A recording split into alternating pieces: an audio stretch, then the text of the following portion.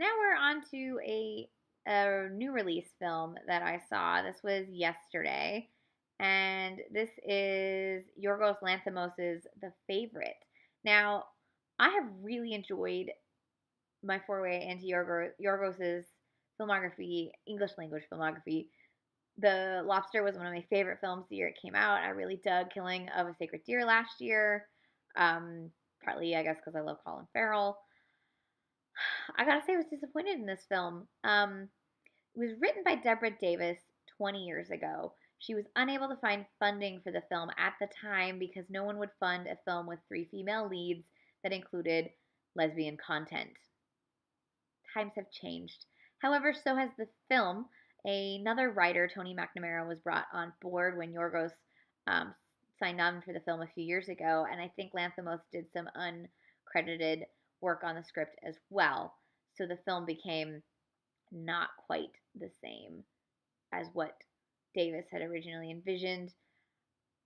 I would really be fascinated to see what her film was as she wanted it to be, because I'll start with the good things. Colman, Stone, and Weisz are as good as you want them to be. Um, However, I think none of the women are given um, the an empathetic treatment. I think Lanthimos often doesn't empathize with his characters, and it worked in the previous two films.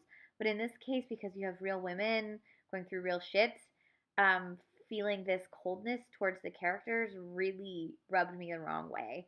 To A, B, they're behaving the way they're behaving for political reasons, and the overarching theme is that one of them's political reason is I don't want to die, and I want to be back in the part of the sphere of life that I'm used to. And the other's political reason is for the love of her country, right? But none of those stakes are ever explored well enough to add proper depth, I think, to their character motivations. Um, Interiorly, like exteriorly, you see those. You see her husband going off, Rachel Weisz's character's husband going off to war, and you see Emma Stone, you know, sleeping on the kitchen floor and then moving up in society. But it didn't feel rich enough for me. And then you have Coleman's character. She is playing Queen Anne. She is a great performance. I really loved it, but I think it was her trauma was used as a spectacle in this film in a way that I don't think is fair to a woman whose legacy includes a birthing 17 children, all of whom died. And that is brought up in one of the best scenes in the film, actually, when she's discussing how she has these 17 rabbits that are representing the 17 children that died. It's one of the few scenes in the whole movie where you really get to see why Queen Anne has become this, you know, spectacle.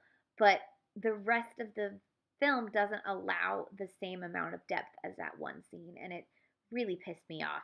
And then lastly, there are so many visual metaphors that are rooted in male sexuality. There's so much dickness in this movie, and I love some full frontal, but A, there is like only one full frontal, and it's sort of comical and kind of gross.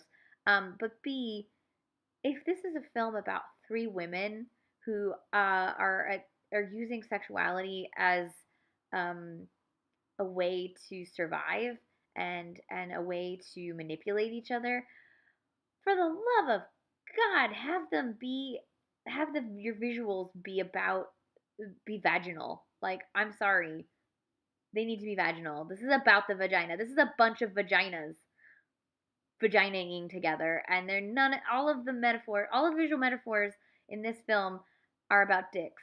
There's so many non-dick dicks in this movie that I couldn't even believe it. And then the very final scene is shot like a blowjob, and I'm like, they're women.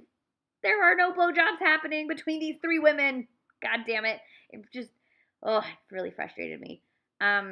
So I feel like somewhere in here could have been something, and I just don't think the right person brought this story to life.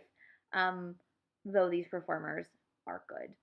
There's also some stuff happening in the cinematography where I was trying to figure out why he shot it the way he shot it, and as far as I could tell, it was like, oh, this looks cool because I didn't understand why certain scenes like were shot in a fish eye lens, like what that information was supposed to say to me beyond this is a fisheye lens.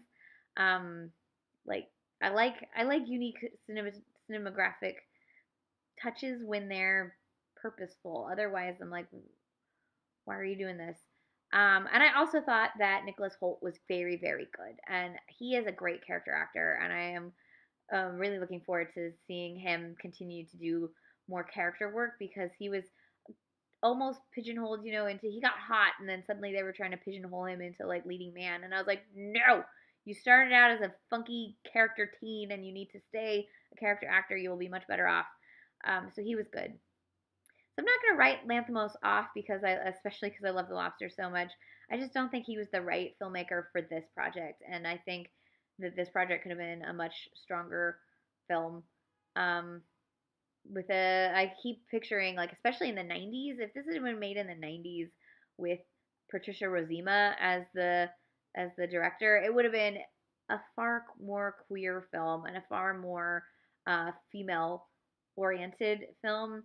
And I don't mean female as in female characters. I mean female as in female visuals and I don't know how to. You go watch some Patricia Rozema films and you'll know what I mean. Um,